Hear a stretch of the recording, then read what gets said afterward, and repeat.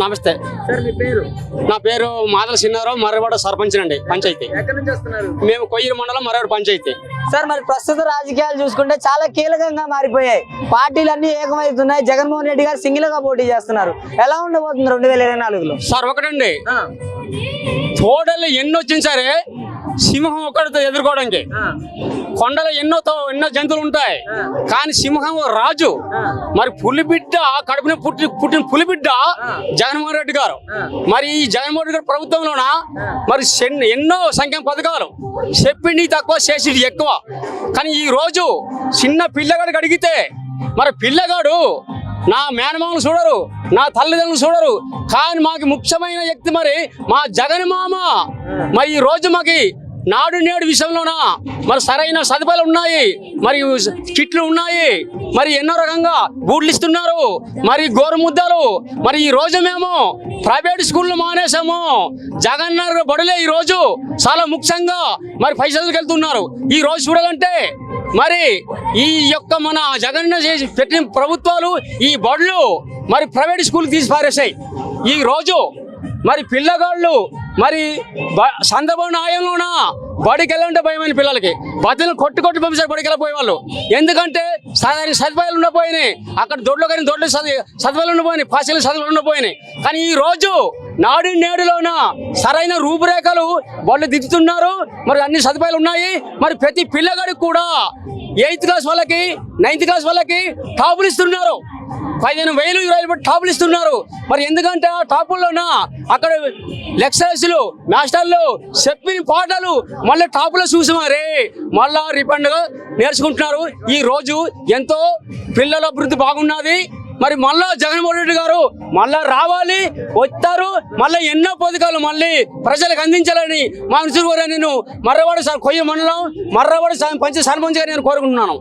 జగన్మోహన్ రెడ్డి గారు నా ఎస్సీ, నా ఎస్టీ, నా బీసీ, నా మైనారిటీ ప్రజలు అనుకుంటా వారిపైన దాడులు చేపిస్తున్నారు అనేసి మాట్లాడుతున్నారు కదా.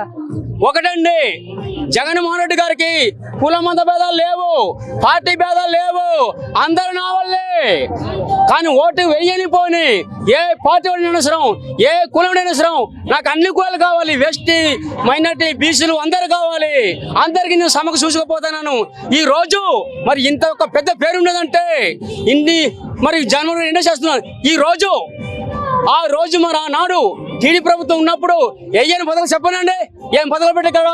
ఈ రోజు జగన్మోహన్ రెడ్డి పెట్టిన పథకాలు ఇంత పిల్లగాడికి చెప్తారు పథకాలు ఏటేటి ఇచ్చారు అనేది.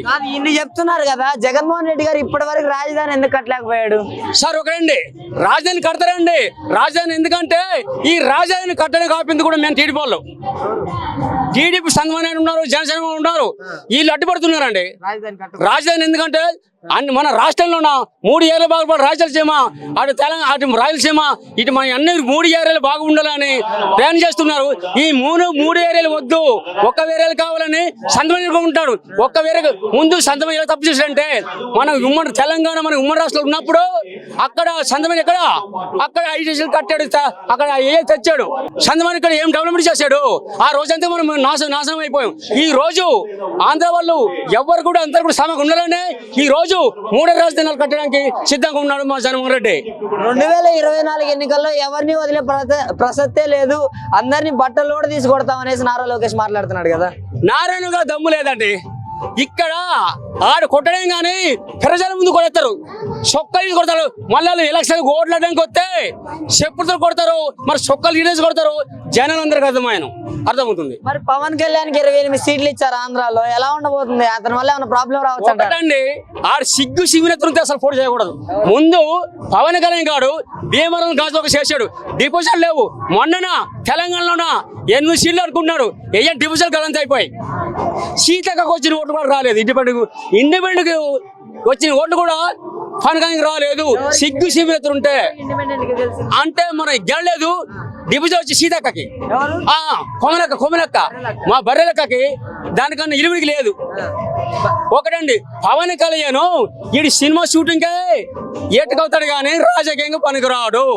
ఈడు ఎందుకంటే పవన్ కళ్యాణ్ ప్యాకేజ్ కోసం డబ్బులు సంఘం ఎంత ఎత్తున్నాడు, ఎంత అడుకోవాలని అదే తప్ప వీళ్ళకి మాత్రము ప్రజల అవసరం ఉండదు, ప్రజల గోడు ఉండదు.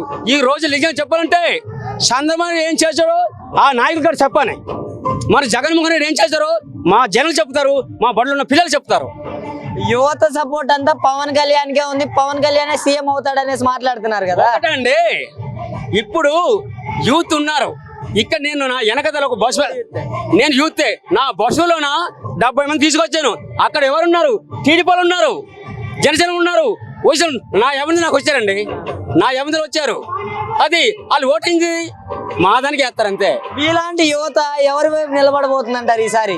యూత్ అండి, ఈ రోజు యువతకు ఏం కావాలండి? పై చదువులకు పై చదువులకు వెళ్ళాలన్నా దానికి సదుపాయం అవసరాలు ఉండాలా. ఇప్పుడు మూతున్నదండి, చంద్రబాబు మాకు ఏమి ఇచ్చాడు? ఆడు మాకి ఫీజు రీయింబర్స్మెంట్ లేదు, అమ్మఒడు లేవు, ఏ గొడుగులు లేవు.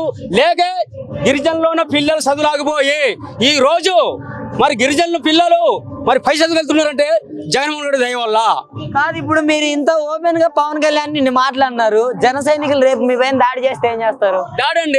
దాడి చేసేంత సీన్ లేదు ఇక్కడ. సీమల దండగా జగన్ ఉన్న జనము సీమల దండగా ఉన్నాము.